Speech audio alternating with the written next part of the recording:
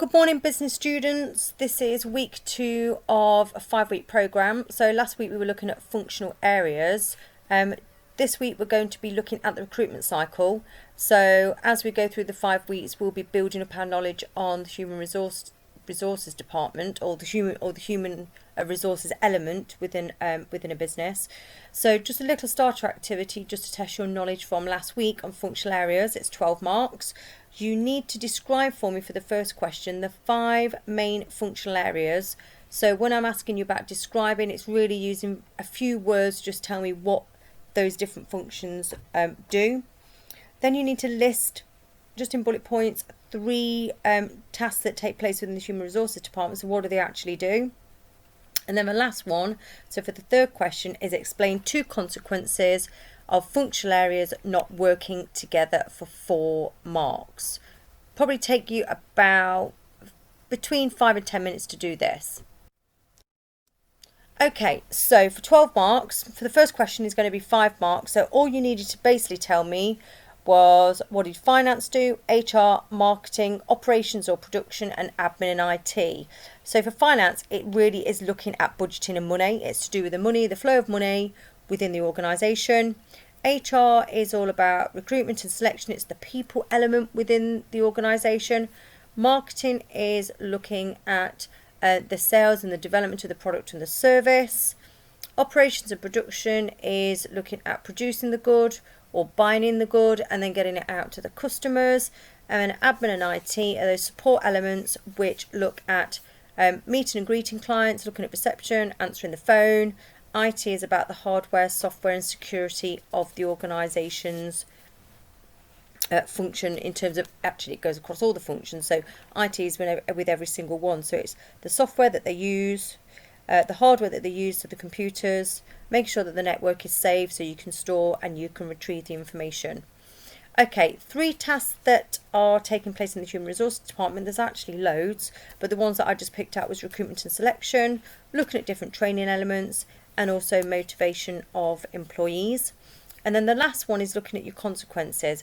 When you get an explain question in an exam, it can be 4 marks or 6 marks.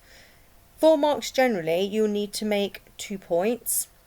Sometimes you have a 6-mark question and you'll only be able to do 1 point, but you've got to explain with more detail. But as we go through the course, obviously year 10 going into year 11, you know how to answer that question. But for those new going into business, we'll explain that when we get into the classroom a little bit further. But so for this instance, it's 2 marks for each point. You're going to say what the consequence is and why it's important, or what the consequences and why actually, the issues that happen to the business. So things of lack of coordination. So that's what the consequence is. So employees don't actually understand what's required of them. Tasks are maybe not explained properly, or somebody doesn't tell somebody what to do or when they've got to do it, or how they've got to do it, so they don't know what they're doing. And then the issue of that is that things don't get done, or don't get done properly, or don't get done on time. Lack of coordination, tasks don't get completed, or when they are required to be done, or they're not done at the same time, or the departments aren't working when they should be working together, not getting the information, and then that can lead to problems as well. So you've got to make sure that you've got 2 parts to your answer. Okay, tot up your marks. It's out of 12 marks. If you've got full marks, fabulous, brilliant, great knowledge from last week. If you haven't got 12 marks, then you need to look at the areas that you need to improve on. Okay, so this week we're going to be looking at recruitment and selection. There's quite a lot of information on recruitment and selection, but really the examiners are just wanting you to understand what is the recruitment process, how does it work, why is it important, and the basics of it. So you need to understand why businesses need to recruit. You also need to understand the positives or the benefits and drawbacks of looking at internal and external recruitment. And also you've got to be able to put all that knowledge into place and in context, so the examiner knows that you have good knowledge of that particular area, but once you've got that knowledge, you can then apply it to a particular business or little scenarios. Okay, so what are the possible reasons why a vacancy occurs? I would like you to jot down, I would say 10 reasons why a vacancy occurs, please. So think of why a business might need to recruit people. Okay, so you should have, I would say probably at least 5. I'd like you to try and get 10 if you could. Tick off the ones that you've got if you've got them right. If you've not got them, add them to your list of notes. So you've got employees that leave for a new job, you've got expansion of the business, long-term sickness or illness, people retiring, people going on maternity or paternity leave. Maternity is when a lady goes off, a female goes off. Paternity is when a male goes off and looks after the family, because the laws change now that actually it doesn't matter which partner goes off. By law, if a lady goes off, a woman goes off, female goes off to have a baby, they have to be off work for 2 weeks. After 2 weeks of the birth of the baby, they can come back straight to work, and then a male or somebody else can look after their baby. It's entirely up to them who does it. Somebody might get promoted, so therefore there's a vacancy then. People might relocate, they go and work somewhere else, so therefore you need to hire other people. Somebody might have been fired or made redundant. And also the last one is death. Unfortunately, yes, that does happen, it occurs, and then we've got vacancies to fill. Okay, so you need to write this down, please, because it's a key term. So what is recruitment? What is selection? So recruitment is the process of identifying a vacancy and actively seeking somebody to fill it. Selection is looking at the process to choose the suitable candidate. So take a couple of minutes, write those key terms. Okay, so you've written down the key terms.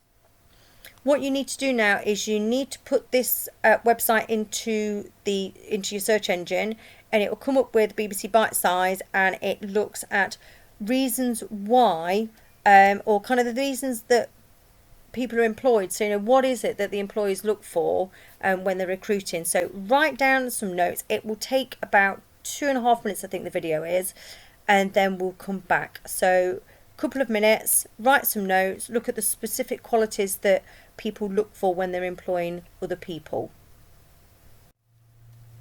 Okay, so you've looked at the video, you've seen the kind of specific qualities, so make sure people are honest, make people sure that they've got knowledge, they've got understanding, they're trustworthy. All those type of qualities people are looking at when they want to employ you. Looking at the importance of recruiting the right people, it's really important. Not only do you actually recruit the right people, but also you keep them, okay? You need to make sure that people have got the skills to do the job, and actually they are willing to work hard. So they're not just coming to work to actually earn some money. We all do, but they are willing to do the job properly. If you get the wrong people, then you could actually lose customers because the people aren't doing their job properly, they get poor customer service, and that's going to have an impact on your sales. Retention, so that means that very few people leave over a period of time, which is really good for the business because people have got knowledge, they understand how the business works, and actually it reduces your cost for recruitment and selection. And also, if you've got high retention rates, then it's much easier to recruit because people want to come and work for you. They'll say, actually, nobody's leaving or very few people leave. It must be a really good place to work. So can you just write down those 4 points for me? Okay, when we look at recruiting people, we can do it internally and externally. Okay, so we need to think about what are the kind of methods that we can use internally in the organisation. So you've got a job vacancy, and actually you just want to look at maybe advertising it internally first. So the way in which you can do that is things like notice boards, you can do it on plasma screens, you can do it on email, you can do it through newsletters, word of mouth, departmental meetings. So make sure you write some of those methods down. And also external, so externally means going outside of the business to try and employ people. So that might be looking at job centres, it might be recruitment agencies if you've not got an in-house HR department. It might be that you look at advertising nationally, locally in newspapers. You will do it online on your website. So there's quite a lot of areas in which you can choose from in terms of external and internal recruitment. What you need to do now is you need to do a little box, do it into 4. You've got internal and external, you've got benefits and drawbacks, and you need to think about the good things and bad things about just looking internally or advertising or getting people from inside the business to fill a vacancy, and then look at the benefits and drawbacks of external, so going outside of the business and getting new people in. Okay, so let's just have a look at the reasons why you would want to be looking at internal and external recruitment, and obviously the drawbacks as well. If you've got them, that's great, tick it off. If you've not, please write down the bullet points. Okay, so internal benefits. People already know the business. It's quick to do and it's relatively cheap, because all you're doing really is possibly taking up a little bit of time, meeting time, and interviewing people. So actually really fairly straightforward, quick, cheap and easy. Also, it can motivate staff, because if people see that people are getting promoted, they might work harder thinking that they can get promoted as well. Externally, you get fresh ideas from new people. People might have different experiences and bring that into the business, and potentially lots more people to choose from. Drawbacks internally though, you might need to train them. There's going to be a limited number of people that can do that particular job. It will create another vacancy somewhere else if they move to a different area. And also it might cause a little bit of resentment for those people that get interviewed and then don't get the job. Externally, much longer process. It takes quite a lot of time to hire people, and it costs a lot more in terms of advertising and the interview process. Okay, so what you need to do now is you've got 4 little scenarios, and you've got to look at how would you decide to recruit those people. Would you do it internally or would you do it externally, and why would you do that? So it's what would you do and why would you do it? So you've got a small business that is seeking to recruit an IT expert. You've got a major retailer who wants to appoint someone to supervise the sales assistants in a large store. You've got a business with very limited funds, so they haven't got a huge amount of budget, and they want to appoint a junior employee, so somebody kind of lower down the ranks, maybe a trainee. And then number 4 is a rapidly growing business that needs a manager for a factory, looking at new product development and producing a new product. So think about how you would do it, and you've got to explain why. Okay, we need to go on to the recruitment process now. Now, some of you have done this already. There are 10 stages, and what I would like you to do is you may want to print this page off, or you might want to write these down. Once you've done that, you need to put them into the correct process. So what comes first, what comes next, until you get right to the end of the process. It's got 10 different stages. So either print this off or draw it out, is entirely up to you, but I'm going to pause it a moment. You need to fill it in, have a good guess. Some of you might know this, some of you think, oh, I can't remember any of this. Others may never have seen it before. So it'll probably take you about 5 minutes or so to do. Okay, so the recruitment process goes as following. You've got a vacancy that you identify. You then have a job description. You then go on to writing a person's specification, and with that information, you then look at creating a job advert. You then will have people applying for the job, and then once you have all your applications for the job, you will then shortlist. You're looking at the candidates that are most suitable for your particular vacancy. You will then arrange and plan your interviews. You will then carry out the interviews. You will ask for references to check what your candidate has said is true, backing up the kind of information that they've given you, and then you would go to a job offer. If you haven't got this the correct way, you need to write this in the correct order, tick off the ones that you've got right, add in the ones that you maybe not. Okay, so the main areas, we've looked at vacancy. You now need to know the difference between a job description and a person specification. So a job description is a document that sets out the duties and tasks, and a person specification is the document that looks at the qualifications and the kind of skills, the kind of person that you actually want. So the job description is the kind of tasks and duties. The person spec is about the person that you want to employ and how they would fit in with the organisation. You need to write these 2 key words down, please, because I will be looking at testing you next week on it, checking your knowledge. Now you've written those down, we need to have a little bit of a quiz.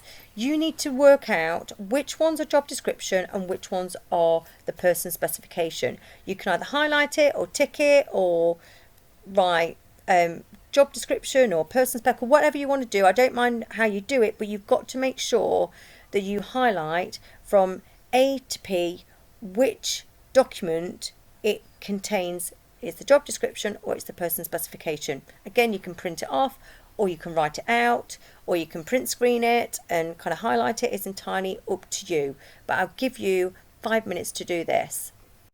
Okay, so a little bit cruel, I didn't give you an equal amount, so you will find that you think you might have had a 2 or 3, you thought, oh, I'm not really sure where they go. This is what it should look like. It is out of 12. Give yourself a little tick for the ones that you've got, and maybe correct the ones that you've not quite got correct, and then give yourself a score out of 12. Okay, so moving on to selection methods. So the way in which we select people is by either interviewing them, by doing psychometric testing, or assessment centres. Now, interviews is probably the most common one, where you basically ask candidates to come in. You will give them a series of questions which should give you the information that you require to say yes or no, they are going to be a suitable candidate. Interviews can be one-to-one, they can be over the phone, they can be, at the moment, most definitely will be on some kind of like Zoom or Teams. Sometimes you have panel interviews where you've got maybe 3 or 4 or even 5 people from the organisation asking the candidate questions. Sometimes you will have group activities to do. So there's different types of interviews that you can have. Psychometric testing is normally done online, where it's multiple choice questions to kind of tease out the personality of the person, try and find out what the candidate is like and will they fit in with the business. Assessment centres is where you kind of do kind of like role plays, and you do psychometric tests as well, and some interviews and some practice tasks. So assessment centres tend to be kind of like a day or 2 days to do. Write those key words down, please. Okay, so looking at now, moving on to interviews, you need to be looking at the YouTube clip. It will probably take 5 minutes or so to do it, and then a couple of minutes to be looking at writing the good things and bad things about these particular interviews. So what should you do? What shouldn't you do? You know, the things are going to be like getting there on time, being organised, having questions ready, looking smart, making sure you've got references. Don't have your phone on. Don't be late. Don't be too informal with them, though. They are not your friend. You are trying to get a job from them, okay? So make sure you've got some good and bad things written down.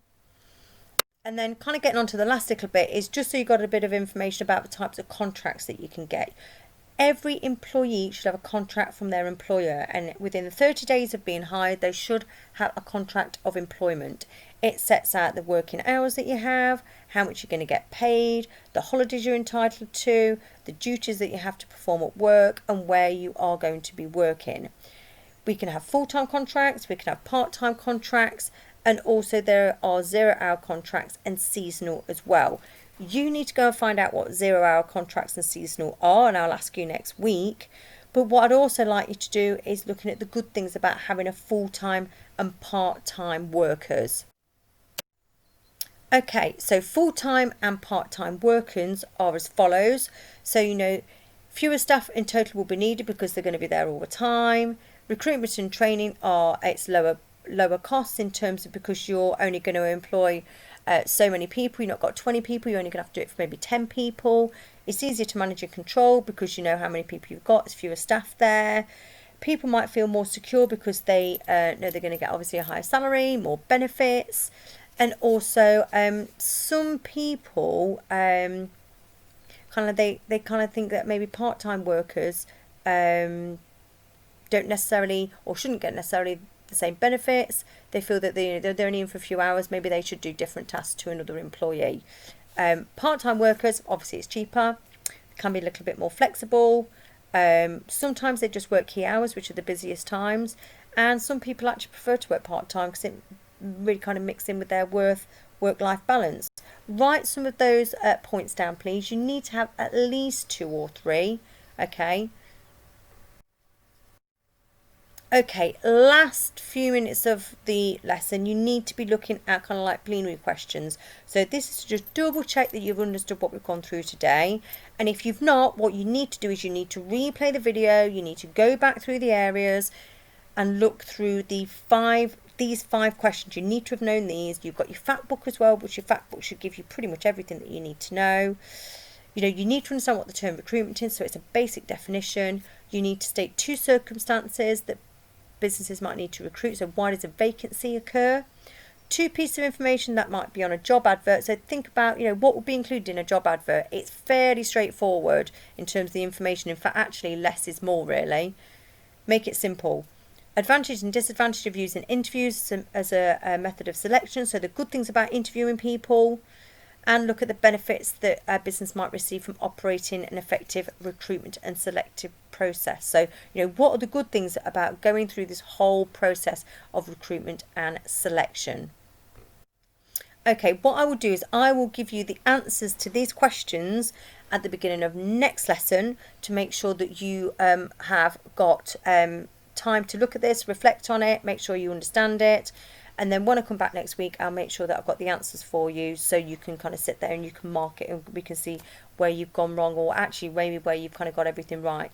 Okay, take care, make sure you stay safe, and I'll get back in contact with you next week. Any problems, obviously just email me, get in contact, and I will hopefully be able to answer questions and send through information that you need. Take care, goodbye.